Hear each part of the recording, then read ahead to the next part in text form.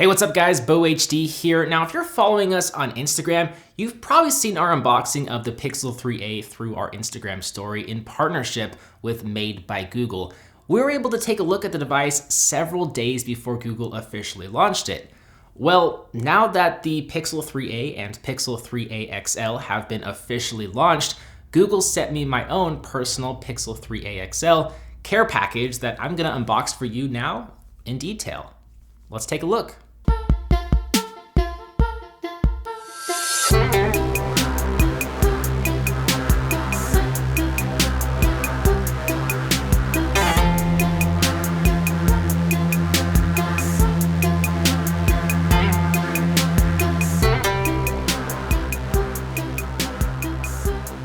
So as you can see, Google was kind enough to include a few different accessories that should help me enjoy the product even more. I imagine that's their goal because they don't want any scathing reviews. The first item in the box is a pop socket with some hashtag Team Pixel branding on it. I've never actually used a pop socket on my phone, but I know a lot of people swear by them. Next, there's a couple of cards mentioning a free month trial of Project Fi, Google's MVNO telecommunications service. There's also a card highlighting some key features of the new device. If pop sockets aren't your thing, Google included a backup method to protect your device or at least help you hold onto it better, and that is an official Pixel 3a XL fabric case. Next, we have the star of the show, the Pixel 3a XL. When I first saw Google sent me the XL variant, I was especially giddy because I use my phone a lot, man. I can use every extra drop of battery life this larger variant offers. Last but not least, we have a tote bag with some Google branding. This will probably be my go-to shopping bag.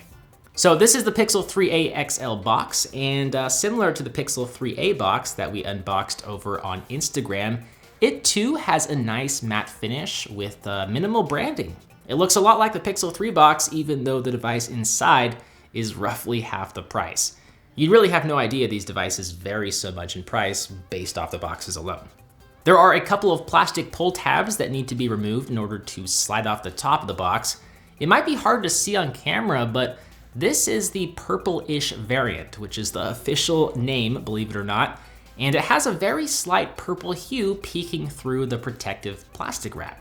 Underneath, we have a packet of paperwork, including a SIM card ejector tool, a get started guide, safety and warranty information, and a hashtag Team Pixel sticker. The only other items in the box are the male-to-male USB-C charging cable, male USB-C to female USB 2.0 adapter that'll help you connect your old phone to this phone to transfer data between the devices, and an 18-watt fast charging wall wart. Taking a closer look at the Pixel 3a XL and unwrapping the plastic, you may start to see a slight violet-purple hue emanating from the back of this phone. It's extremely subtle, but it's there. Compared to the Pixel 3a XL, this phone does feel slightly lighter because it uses predominantly plastic to help keep the price down. And I can see why Google provided a couple of different accessories in my box to help grip this phone because it's pretty damn slippery. The power button has a bright neon color that pops and really grabs your attention. There are dual stereo speakers, but the bottom speaker is moved to the bottom of the phone and it's flanked by the USB-C charging port.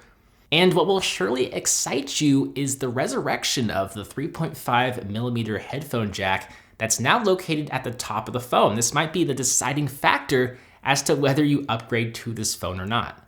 Many other features from the Pixel 3 have been carried over to this cheaper device too.